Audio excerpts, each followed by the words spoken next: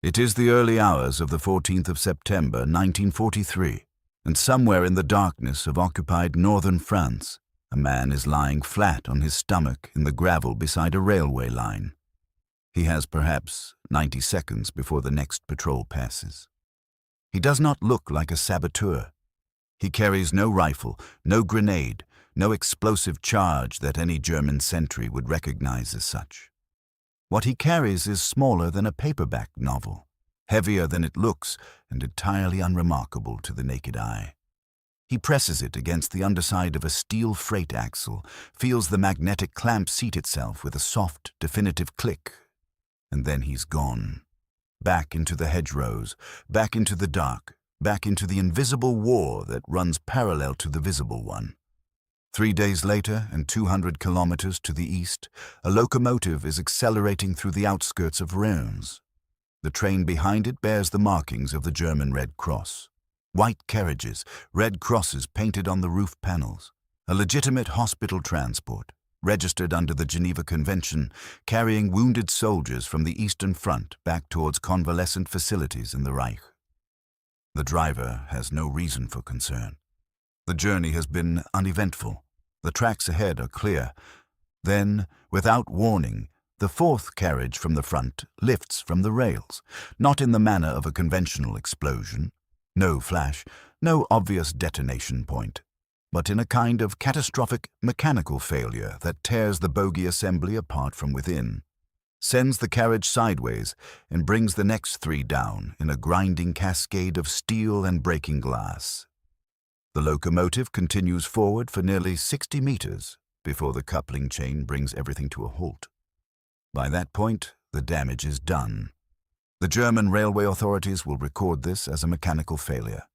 The Wehrmacht investigation team, arriving the following morning, will find no evidence of a bomb, no crater, no fragmentation pattern consistent with an explosive charge placed externally. And that, of course, is precisely the point. What destroyed that train, and dozens like it across occupied Europe between 1941 and 1945, was not a bomb in any conventional sense. It was a device so elegantly engineered, so deliberately obscure in its mechanism and its timing, that it confounded German forensic teams for the better part of 2 years. It was one of the strangest, most morally complex, and most technically ingenious weapons produced by Britain's clandestine war, and today almost nobody has heard of it. To understand why such a weapon was created, you have to understand the particular crisis that confronted Britain in the summer of 1940. The fall of France had not merely cost the Allies a battlefield. It had handed Nazi Germany control of one of the most sophisticated railway networks in the world. The French réseau ferré, the national rail grid, covered more than 40,000 kilometers of track, linked every major industrial center, port, and military installation on the continent, and was already integrated into the German war machine within weeks of the armistice. The implications were staggering. German logistics ran on rail to a degree that even contemporary analysts sometimes underestimated. A Wehrmacht panzer division on the move consumed something in the region of 300 tons of fuel and ammunition per day of active operations. That supply had to come from somewhere. From the Ruhr's factories, from the Romanian oil fields, from the Ukrainian grain stores. And it traveled overwhelmingly by train. Destroy the trains, and you could theoretically strangle an entire front. But destroying trains was considerably harder than it sounded. Conventional bombing was wildly inaccurate by 1940 standards. The RAF's own internal assessments, later corroborated by post-war analysis, suggested that fewer than 1 in 5 bombs dropped on precision targets actually fell within 400 meters of the intended point of impact. Railway lines were narrow, mobile targets. Bomb a stretch of track, and a German engineering battalion could have it repaired inside 48 hours. Bomb a locomotive yard, and half your ordnance fell on empty sidings. Bombing raids also cost aircraft, aircrew, and the kind of political capital that translated eventually into debates about civilian casualties in occupied territories.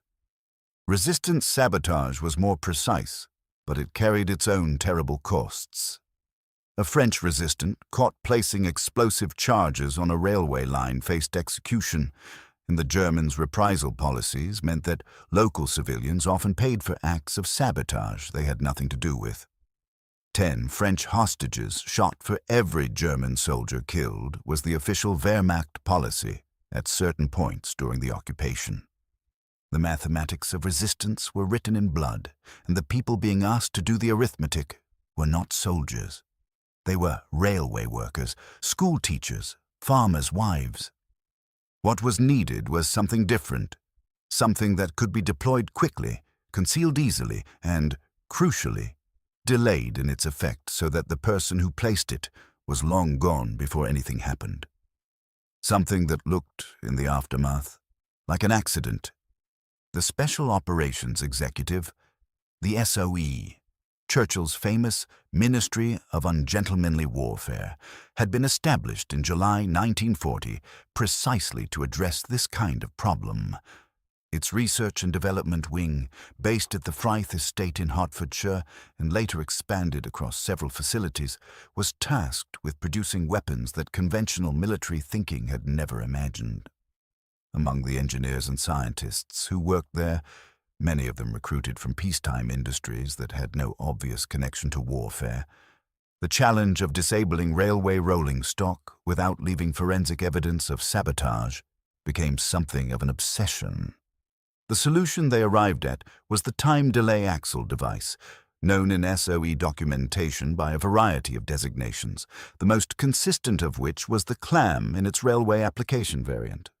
The core principle was deceptively straightforward.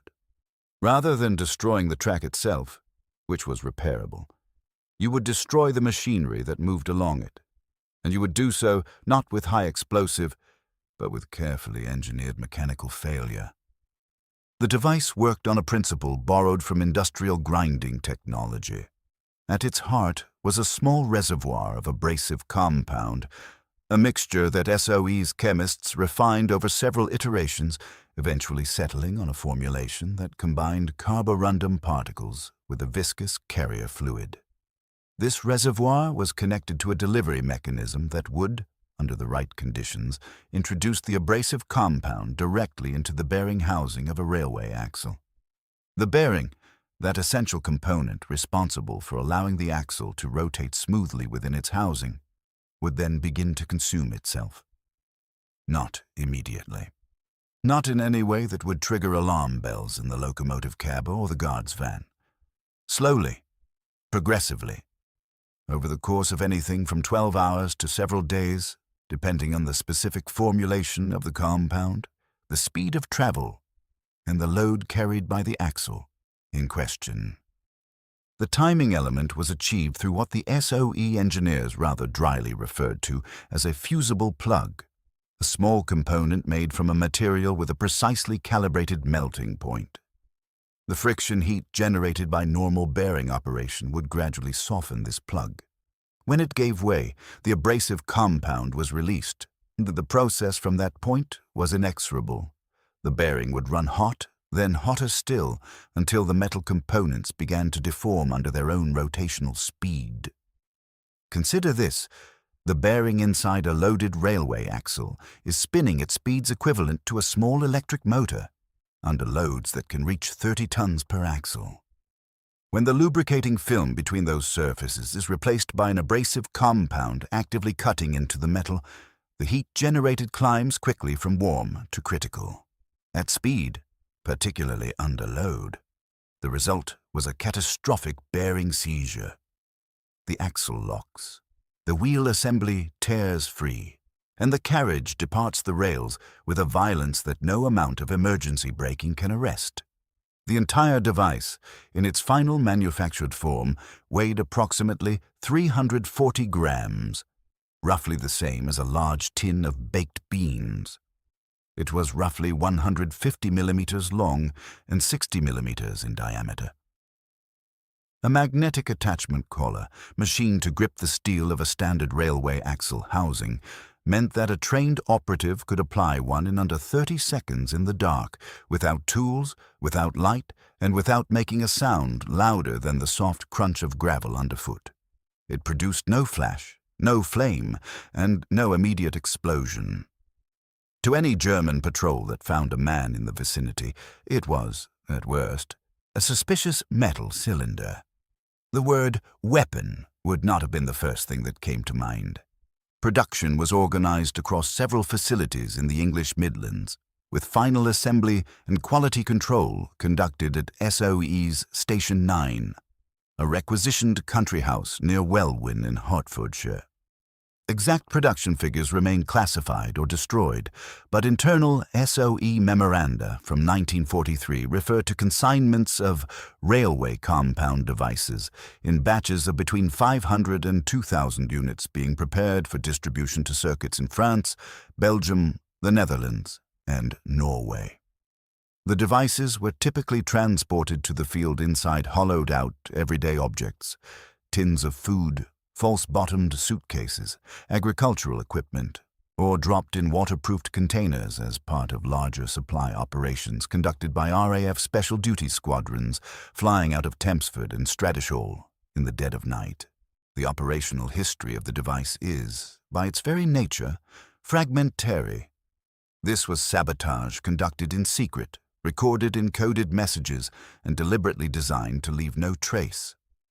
What survives in the SOE archive at the National Archives in Kew and in the parallel records held by the French Direction Générale de la Sécurité Intérieure suggests a picture of widespread and sustained use from approximately late 1942 onwards, with the tempo of operations increasing sharply in the 12 months preceding the Normandy landings of June 1944.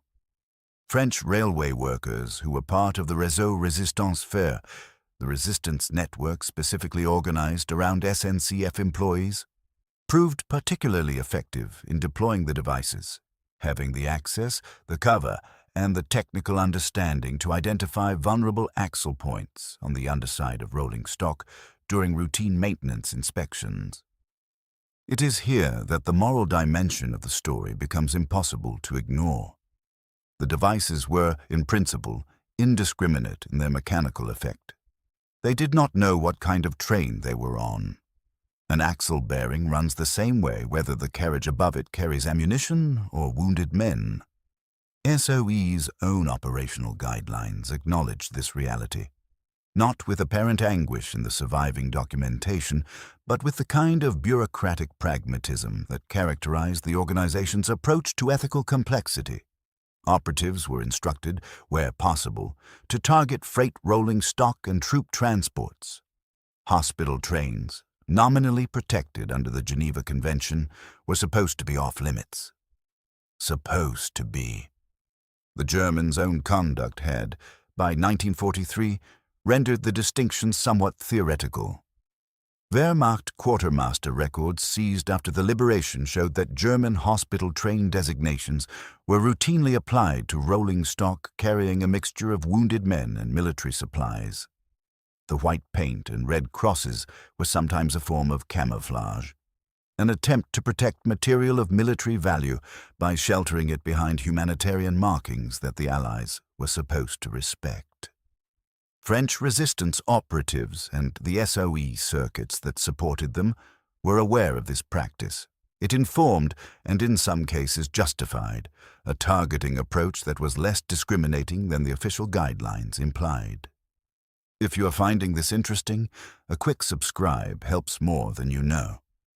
Whether the incident at Reims and incidents like it involved genuinely protected hospital transports or convoys misusing protected status is a question that the surviving records do not definitively answer.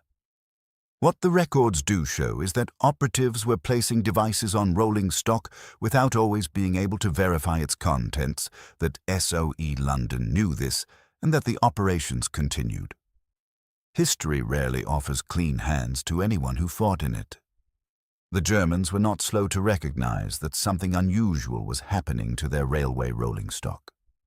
By mid-1943, the Feldgendarmerie and the Reichsbahn had begun a systematic investigation into what initially appeared to be an alarming increase in mechanical failures across the French rail network. German railway engineers were methodical and highly competent. They understood bearing failures. What they could not immediately explain was why bearing failures were occurring at rates that far exceeded anything in their statistical models, and why the failure profiles were occasionally inconsistent with normal mechanical wear. It was not until early 1944 that a German engineering team examining an axle housing from a derailment near Lyon identified the characteristic signature of the abrasive compound, the distinctive granular deposits and the specific pattern of scoring on the bearing surfaces, and understood finally what they were dealing with.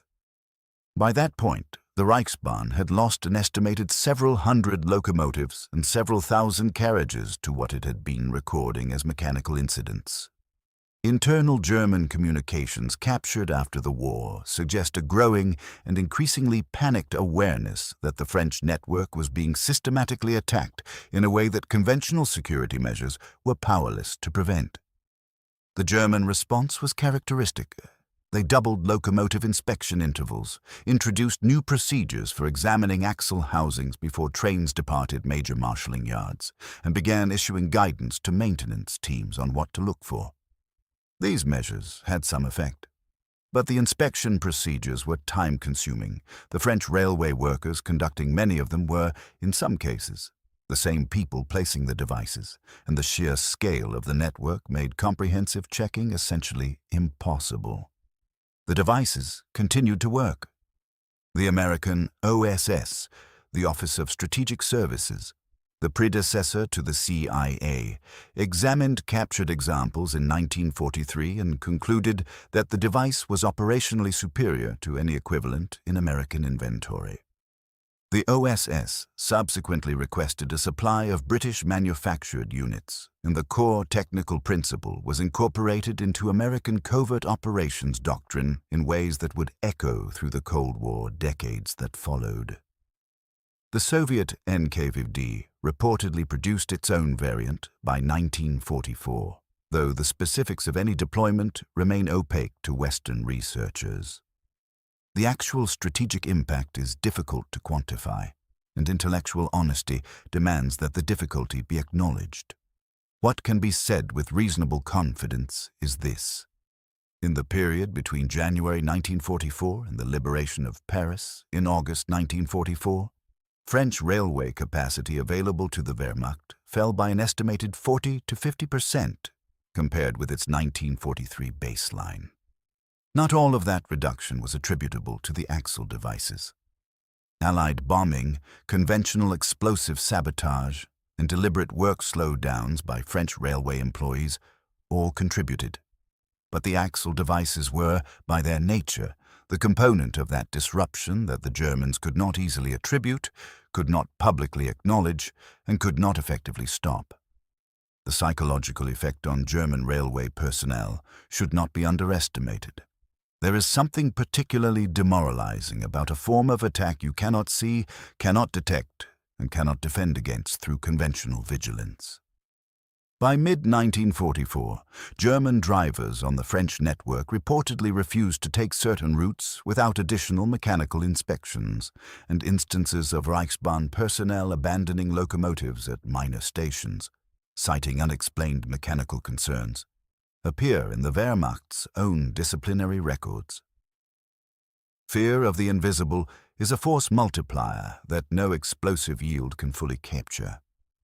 Several examples of the device in various configurations survive in museum collections. The Imperial War Museum in London holds a small number in its reserve collection, largely inaccessible to the public but available to researchers. The Musée de l'Armée in Paris has documented examples associated with the Resistance Fer network. They are small, unimpressive-looking objects, the kind of thing you might walk past without a second glance in a display case of more dramatic wartime hardware. That unremarkability is, in a sense, the whole point. Return for a moment to that night in September 1943. The man in the gravel beside the railway line, the soft click of the magnetic clamp, the darkness. He does not know as he moves away through the hedgerows that what he has just done will become one of the most effective and least documented chapters in the technical history of the Second World War. He does not know that German engineers will spend months puzzling over the mechanical signatures his device will leave. He does not know that American intelligence officers will photograph captured examples and write admiringly about British ingenuity. He does not know, and perhaps does not want to know, whether the train that will eventually come apart 3 days hence is carrying rifle ammunition or whether it is carrying men who are wounded on the far side of a continent and are hoping to see their families again. He knows what he has been told, that the railway serves the Reich, that the Reich is killing people in industrial quantities, and that this is the form the war takes when it is fought in the dark between people who have no uniforms, on ground that has no front line. What the SOE's engineers built in those converted country houses in Hertfordshire was not simply a weapon. It was an argument, made in machined steel and abrasive compound, that a war could be won through patience, precision, and the exploitation of mechanical vulnerability, rather than the application of brute force. It was, in many ways, a peculiarly British argument. The industrialists and scientists who designed it, the circuit organizers who distributed it, the railway workers who placed it, and the analysts who assessed its effects all operated in a tradition that prized ingenuity over spectacle. They were not building the largest explosive ever detonated or the heaviest tank ever fielded. They were building something that weighed less than a bag of sugar and thinking very carefully about exactly where to put it. The Germans constructed the most powerful locomotive network in continental Europe and believed, with some justification, that their engineers and their security apparatus together made that network invulnerable. They were thorough, they were organized, they were professional, and they were undone in the end, not by anything they could see coming, but by a metal cylinder pressed against an axle in the dark by a man they never caught. Germany built the most powerful locomotives in Europe. Britain made them stop. 44 countries contributed to the defeat of Nazi Germany. Thousands of weapons, vehicles, aircraft, and ships played their part in that defeat. Most of them have museums dedicated to their memory, television documentaries to their legacy, and historians who have spent careers accounting for their effects. The Axel device has none of those things. Its operators left no monuments. Its victims, in some cases, were men on stretchers. Its designers went back to their peacetime industries after 1945 and, in all likelihood, never spoke of it again. The man in the gravel pressed a device against an axle and walked away. 3 days later, somewhere near Reims, a carriage left the rails. That is all the history we have, and in its silence, it is enough. If you liked my video, please share your opinion in the comments box and subscribe to the channel. Also, turn on the bell icon so that the latest videos like this keep reaching you. See you in the next video. Take care and goodbye.